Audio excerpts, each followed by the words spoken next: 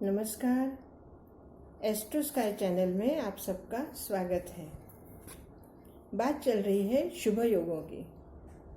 कुंडली में शुभ योग किस तरह बनते हैं और उन शुभ योगों का प्रभाव क्या होता है। आज हम बात करेंगे शंख योग, जिसको इस शंख योग में उत्पन्न बालक अत्यंत तेजस्वी, पुण्यवान और प्रतापी होता है। शंख योग के लिए पंचमेश और षष्ठेश दोनों परस्पर केंद्रगत हो। जब पंचमेश और षष्ठेश अगर शुभ है, और जैसे पंचमेश अगर कर्क है तो षष्ठेश सिंह होगा। अब पंचमेश तो कर्क शुभ है, लेकिन षष्ठेश जो कि सिंह राशि वैसे तो पापग्रह में मानी जाती है, लेकिन ग्रहाधिपति होने की वजह से वह भी शुभ फलदायी होती है। इसलिए पंचमेश और षष्ठेश अगर दोनों केंद्रगत हो और दशमेश और लग्नेश चर राशिस्थ हो, लग्नेश प्रबल भी हो और उसके साथ साथ अगर भाग्येश स्वगृही हो तो शंख योग बनता है। शंख योग में व्यक्ति को एक विशेष प्रकार का चतुरता, बुद्धि और इस तरह का ज्ञान होता है कि जिस ज्ञान की वजह से या उस योग की वजह से उस व्यक्ति में, उस जातक में गुण की संभावना बढ़ जाती है। शंख योग का जो जातक होता है, कहीं ना कहीं उसमें वाक्पटुता होती है, नियोजन अच्छा होता है, कर्म का नियोजन और कार्य का नियोजन। चूंकि भाग्यस्थान का स्वामी भी ओन हाउस का, लग्नेश भी प्रबल और दशमेश भी प्रबल, और दोनों चर राशि में, तो ऐसी अवस्था में जातक के कर्म को एक विशेष बल मिलता है। और पंचम स्थान का स्वामी जो कि सामाजिक कार्य का भी स्वामी होता है, सामाजिक स्थान का भी वो कारक होता है, तो ऐसा व्यक्ति कहीं ना कहीं समाज कल्याण के लिए कार्य करता है।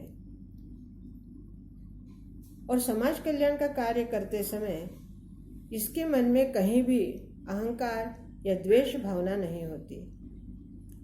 शुभ ग्रहों का संयोग, भाग्य का साथ, कर्म की कर्मठता और लग्नेश की प्रबलता,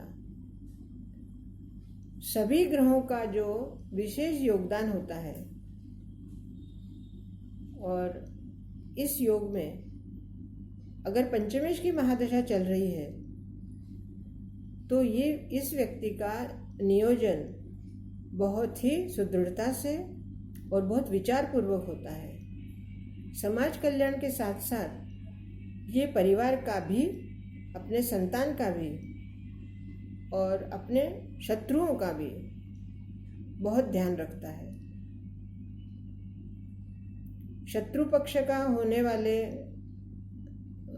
षष्ठ स्थान का स्वामी जो कि शत्रु पक्ष का भी स्वामी है, और इन दोनों का जब संयोग होता है तो शत्रु इसके जीवन में होने के बावजूद भी शत्रु इसका कुछ बिगाड़ नहीं सकते, क्योंकि यह स्वयं अत्यंत प्रबल रहता है।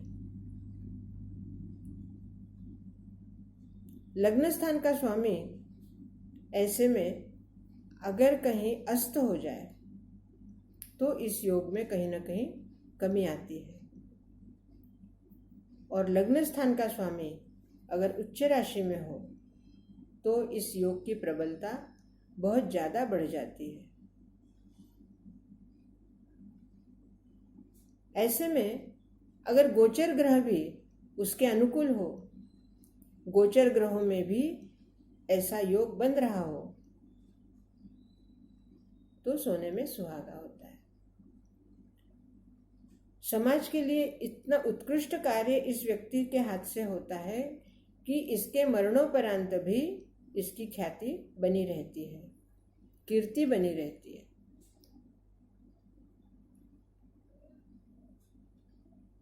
भाग्य स्थान की अगर महादशा चल रही है तो भाग्य स्थान का स्वामी स्वगृही होने से भाग्य का पूरा साथ मिलता है।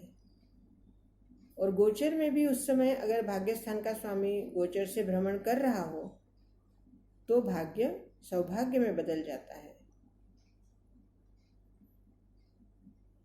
इसी तरह जैसे 4 ग्रहों का इसमें योग है, कर्मस्थान का स्वामी लग्नेश, षष्ठ और पंचम तथा भाग्य, तो 5 स्थानों के स्वामी अगर गोचर में भी अपने अपने स्थान में हो और कुंडली में अगर लग्नेश नवांश में हो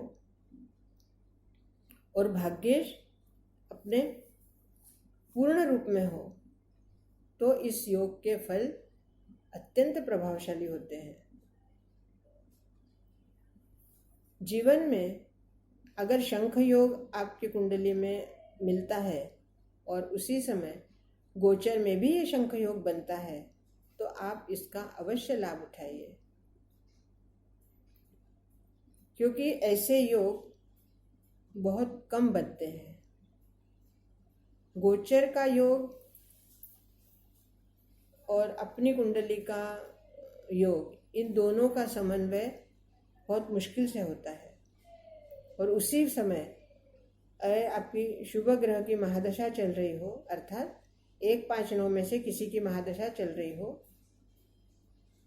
तो आपको प्रबल प्रभाव भी दिखने को मिलेगा, आपके कार्य को यश भी मिलेगा और आपको आनंद भी मिलेगा। और इन सब बातों के साथ साथ आपको अहंकार नहीं आएगा।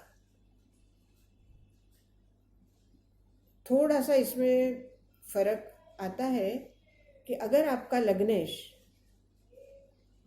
गरम है, अर्थात अहंकारी है, या उसमें कहीं ना कहीं श्रेष्ठत्व की भावना है, तो कार्य करते समय आपको सजग रहना जरूरी है, वरना अहंकार आ सकता है। और शंख योग के लिए अहंकार आपका सबसे बड़ा शत्रु माना जाएगा और शत्रु होता है।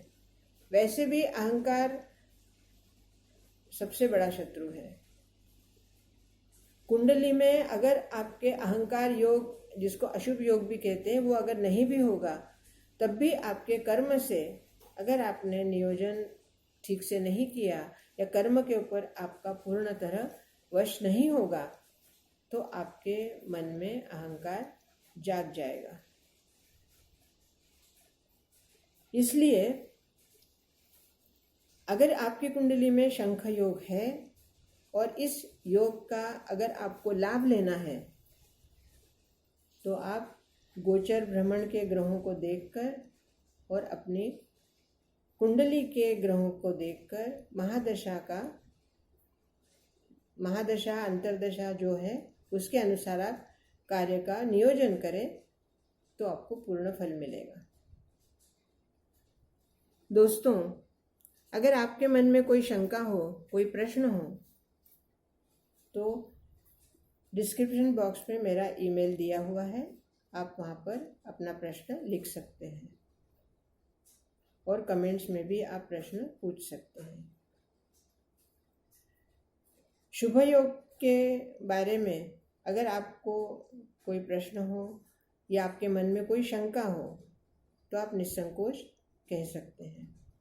आपको मेरा कहना कैसे लग रहा है? योगों की बात चल रही है, अगर आपकी कुंडली में भी ऐसे योग हैं तो आप इसका लाभ जरूर लें। मेरे चैनल को सब्सक्राइब कीजिए, लाइक कीजिए, शेयर कीजिए और बेल बजाकर कमेंट्स दीजिए। बहुत बहुत धन्यवाद।